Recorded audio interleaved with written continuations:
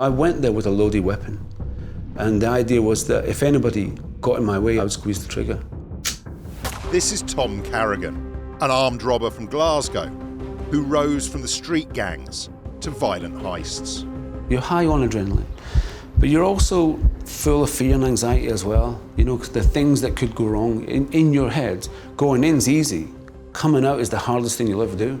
I'm Matt from Underworld Uncut, and this week we're speaking with Carrigan about his life from street gangs to bank raids, prison, and eventually redemption. I've got a few regrets, yeah. I missed out on my daughter's life growing up. I had a wife who I was in love with and lost. That was all taken away. I lost all that. I look back and I understand the massive amount of damage that I must have done. When I first sat down with Tom, I was keen to find out what his childhood was like. I was born in Springburn, the north side of Glasgow. One of 6 kids. I'm the second oldest, 3 lads and 3 girls. As far back as I can remember, my father was always in jail. I used to go and see him. My mother used to take me to visit him probably every year since I was 4 years old till I was about 12, 13 years old. Often he was in for violence, you know, being drunk and just fighting with people. Sometimes petty theft, that kind of stuff. It was such a regular thing with him, you know, that it was always a joke in the family, you know, they wouldn't be home for Christmas. I was interested in finding out whether prison was ever something to fear, or whether it was simply something he always expected. I think it made me not afraid of what jail was, you know, because I was constantly going up to Berlin prison. That had a huge effect on me, you know, because I was afraid of it in the beginning. But then when I sort of got to just accept that jail was just one of those kind of places where men went to, you know, had no fear of it, no fear of what it might be like in there. I think throughout my life, my upbringing was influenced by my uncles who were often in jail as well. The street gangs that used to run the streets in Glasgow. There was always criminals and quite charismatic characters around my house. My father's friends were bank robbers, you know. Some of the earliest men to get 20 years were always in our kitchen, you know, having cups of tea, and I would listen to the stories, you know, and they were always well dressed, and they had the flashy cars outside, you know, the big Jaguars and the Dolly Birds all coming in with rolls of cash, reeling off all these rolls of cash, and they were just like, you know, some character, you know, from the movies. So, you know, I was very enamored by all that and their stories as well, that sort of led me into my own fantasies of what it would be like to be an armed robber, a bank robber. With Tom's father constantly in prison, it seemed to pave the way for his own involvement in criminal activities. At home, because my father was involved in crime from when I was born. And then at school, you know, I think the first thing I was involved with stealing was the dinner money. So me and a friend of mine, you know, devised a sort of plan to, one of us would distract the teacher and I'd nick the dinner money, you know. And we got caught at lunchtime coming into the school again with arms full of sweets and sort of dishing it out to our mates. So it was quite easy to find out, you know, to see who'd actually stole that money. Not one of my cleverest. Things soon escalated from petty theft to armed robbery. It was a Pakistani shop. And it was quite shocking, actually. We ran in with the guns just to rob the money from the till while one of our friends was outside in the car. And about 20 Pakistanis came running out the back shop with big machetes and chased us, and we got nothing. We got absolutely nothing. We were lucky to actually get away without serious injury. After such a close call, most people would have walked away. Tom did the opposite. From that, we started robbing post offices, and we got in with people who were a bit older than us and who were a bit more ruthless than us as well.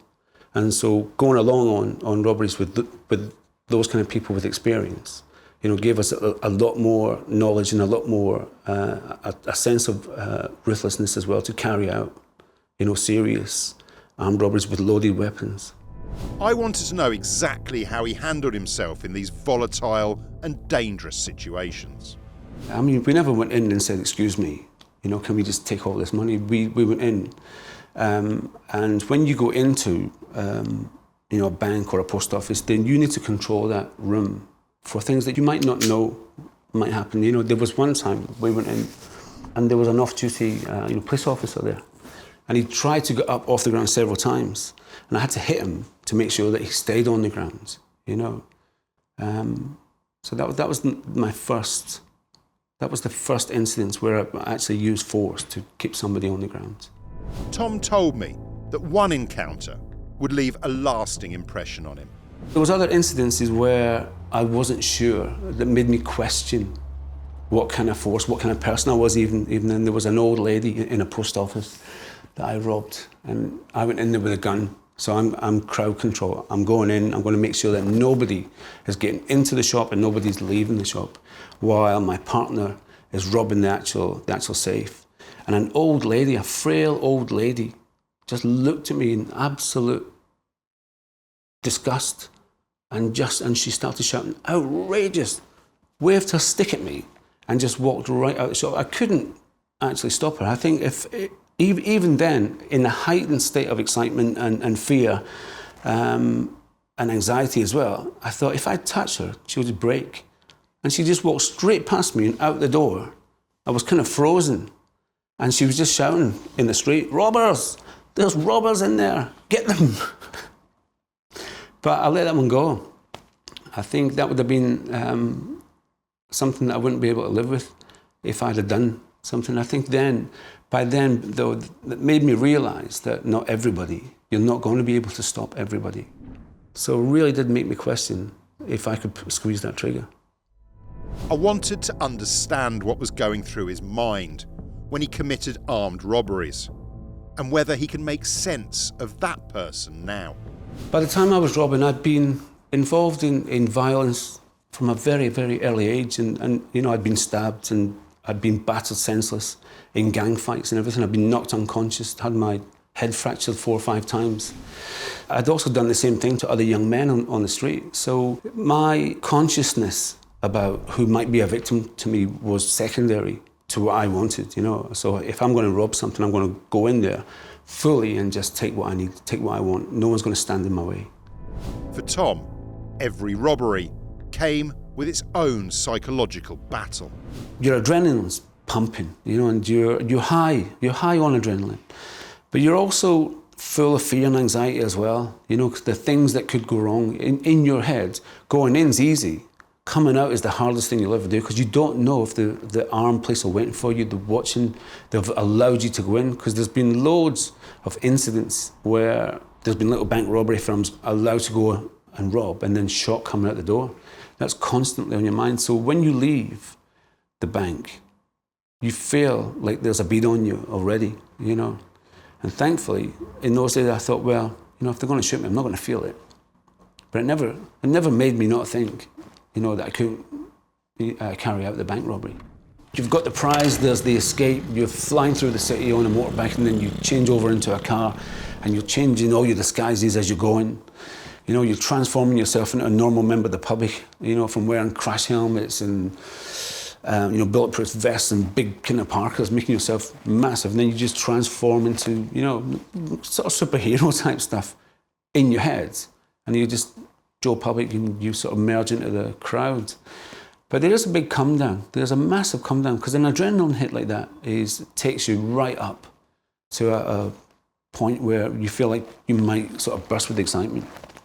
But in the come down, I used to feel sick, have headaches. I'd want to replace that again as well quite quickly by going out and doing another thing. It was almost addictive. Certainly when I think back now, and the things that we've done, there was times where we robbed one place and the next day, totally on spec, we just went out and just hit somewhere just to get that feeling back again. Ridiculous. There's a whole ceremony of dressing up and feeling powerful and going out and actually doing something from fantasy, because a robbery is a fantasy in the beginning. It's an idea, and then you put it into motion, so you might walk the site, you might hunt a target, and there's a whole thing about dressing up and hiding yourself, disguising yourself. Very often we had old flat jackets to make us look much bulkier over parkers, then masks and crash helmets as well. So it would vary the sizes because we knew instinctively and through experience that witness statements are very inconsistent. And to confuse people watching, we would try and make ourselves look even larger than we were. So we'd wear 1-inch heel boots, that sort of stuff, so make us look like giants. And also it made me feel protected from the outside world. My real identity was smothered in this other persona, you know, so it also, I think, psychologically helped me to commit that crime because I became a nobody in there. Despite all the planning, one mistake would bring it all crashing down. I'd been robbing a series of banks and post offices across England, and I came together with a bunch of other Glaswegians and friends, and we went to rob a bank in Torquay.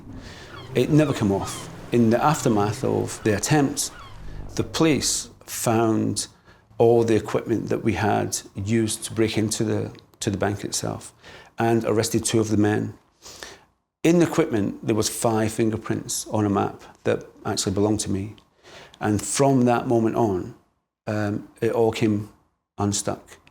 They knew who was involved. Even though 4 of us had escaped, they knew each of the persons who was involved because we were connected to the 2 men who were arrested by association. And it was just a matter of investigation and research and time. In the end, I got 17 years for a series of armed robberies and ram raiding a gun shop at Norwich Crown Court. 3 months afterwards, I got another 16 years at the Old Bailey in London for a conspiracy to armed rob. My first 5 years were horrific, I think. It's quite a shock. I was in ACAT units from almost the very first time I was arrested, so I was separated from the normal prison population. And there was a definite sense of us and them, you know. And I was constantly in conflict with the prison service and the screws. And I was constantly fighting with them as well. I ended up getting charged with attempted murder, Section 18s on some prison officers in Bristol prison. Yeah, it wasn't good. It wasn't good, but I managed in the end to sort of calm myself down and understand that I'm there. You know, and I might be there to stay if I don't, you know, if I don't behave myself. But eventually I was influenced by a lot of the older men around me as well, who were doing education and who were sort of finding themselves through other vocations like painting or, you know, sort of work programs in the jail. But I never really coped with it that well. I knew that if I was to be released, I'd be straight back at it again. There was one stop in the prison system that stands out in Tom's memory. I wanted to understand why. I was lucky enough to be accepted to go to HMP Grendon, Underworld, which is the only therapeutic prison that we have in the UK. It's the only dedicated therapeutic community that explores criminal behaviour, offending behaviour, through the deep psychotherapeutic groups that are run there. And I spent 3.5 years there. And I felt that the experience there opened up to me a whole new universe about myself, that I wasn't just this criminal that had this identity amongst this criminal fraternity, that I could be somebody else, that I could come back into the world again and act in a different way if I chose to do that. And that's what I've done. It takes time for people to process some of the stuff that they've, you know, done in the past. I think over time and with a great deal of help, if that help's available. You know, for me, I was very lucky that help was available in the form of Grendon, and the therapy and the amazing staff. You know, the absolutely professional and dedicated staff that were in that jail, who showed me a whole different side to myself as well. You know, and that some of the reasons why I was offending weren't just about my fantasies and weren't just about the choices that I made, but things that had happened in the environment around me that helped to mould the roads that I've ended up walking up. I think if you take someone's life, I don't think you ever come to terms with it. Like, that was fine. That was a part of my life then. I think you carry that that's all with you right through to the end of your own life. After spending years in prison, Tom would share with me the biggest regrets he has. I missed out on my daughter's life growing up, you know. I had a wife who I was in love with and lost. You know, that was all taken away. I lost all that. I look back and I understand the massive amount of damage that I must have done to my victims who were the workers in those banks. You know, I know through my trials. I mean, I was on trial for the 3 months in Norwich, and I saw people coming through there who were physically traumatized. And I heard their own testament that they weren't able to work, you know, in the manner that they were with the public before, because they never trusted the public coming through the doors. They've had to change jobs, they've had to change their whole lifestyle. And all because of that robbery. For Tom, the thrill of crime was fleeting, but the consequences lasted a lifetime.